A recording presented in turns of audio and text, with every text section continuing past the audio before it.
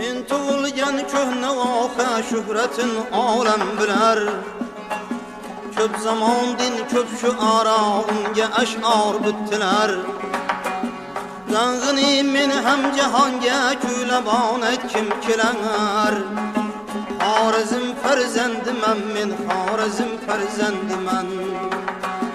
G'ang'ini men ham jahonga kuylabon aytkim kelar. Xorazm farzandiman men, Xorazm farzandiman.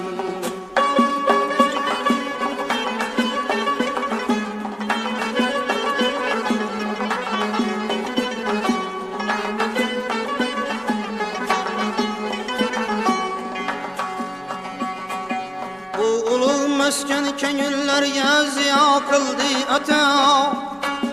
Qahridan shamshir yasab yovlarga sanchdi bexato. Qalbiga ilmu alifu aljabrni qildi jo. Men alifli etib yashab o'tgan diyor farzandiman. Qalbiga ilmu alifu aljabrni qildi jo. Men alifli etib yashab o'tgan diyor farzandiman.